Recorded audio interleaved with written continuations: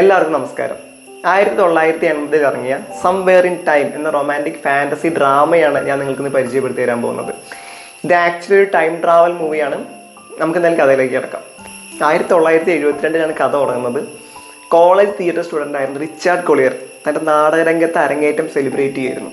അപ്പോൾ അതിനിടയ്ക്ക് വളരെ പ്രായം ചെന്ന ഏകദേശം ഒരു 80ഓളം വയസ്സ് പ്രായം ചെന്നൊരു സ്ത്രീ അവൻ്റെ അരികിലേക്ക് വന്ന് അവൻ്റെ കയ്യിലൊരു പോക്കറ്റ് വാച്ച് വെച്ച് കൊടുത്തിട്ട് വളരെ പതിഞ്ഞ ശബ്ദത്തിൽ വേദനയോടെ കം ബാക്ക് ടു മീ എന്ന് റിക്വസ്റ്റ് ചെയ്യാണ്. അതിനുശേഷം ആ സ്ത്രീ തിരിച്ചു പോവാണ്. റിച്ചാർഡ് ആകെ അമ്പരന്ന് പോവാണ്. കാരണം അവൻ ആ സ്ത്രീ ആരാണെന്ന് പോലും അറിയില്ല. അവൻ ജീവിതത്തിൽ ഇതുവരെ ആ സ്ത്രീയെ കണ്ടിട്ടില്ല. അങ്ങനെ 8 വർഷം കഴിഞ്ഞു പോകുന്നു. റിച്ചാർഡ് വളരെ സക്സസ്ഫുൾ ആയ പ്ലെയർ ആയിട്ടായി മാറുന്നു. അതായത് നാടകങ്ങൾക്ക് സ്ക്രിപ്റ്റ് എന്ന റൈറ്ററായിട്ട് മാറുകയാണ്. ഒരു ദിവസം തിരക്കിൽ നിന്ന് ബ്രേക്ക് എടുത്തുകൊണ്ട് റിച്ചാർഡ് ഗ്രാൻഡ് ഹോട്ടലിലേക്ക് പോവുകയാണ്. അവിടെ വെച്ച് പഴയ നാടക നടിയായ എലിസെ മെക്കന്നയുടെ ഒരു വിൻറ്റേജ് ഫോട്ടോ അവൻ കാണാനിടയാവുകയാണ്. ആ ഫോട്ടോയിൽ അവരെ കാണാൻ ഒടുക്കത്തെ ലുക്കായിരുന്നു. ആ ഫോട്ടോ കണ്ട് റിച്ചാർഡ് ഒബ്സസ്ഡ് ആയി പോവാണ്.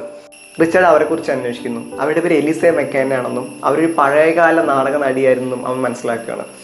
അവൻ വീണ്ടും അവരെക്കുറിച്ച് ഇൻഡെപ്തായിട്ട് അന്വേഷിക്കുകയാണ്. അവസാനം 8 വർഷം മുമ്പ് തന്നെ കാണാൻ വന്നതും തൻ്റെ കയ്യിൽ ഒരു പോക്കറ്റ് വാച്ച് തന്നിട്ട് കം ബാക്ക് ടു മീ എന്ന് റിക്വസ്റ്റ് ചെയ്ത് തിരിച്ചു പോയതും ആ സ്ത്രീയാണെന്ന് അവൻ തിരിച്ചറിയാണ്. സ്ലോ പേസിൽ പോകുന്ന മൂവിയാണെങ്കിലും ഇത് ഭയങ്കര എൻഗേജിങ് ആണ്. ഹോളിവുഡിൽ ഇറങ്ങിയതിൽ വെച്ച് ഏറ്റവും മനോഹരമായ ലവ് സ്റ്റോറീസിൽ ഒന്നാണ് സംവെയർ ഇൻ ടൈം.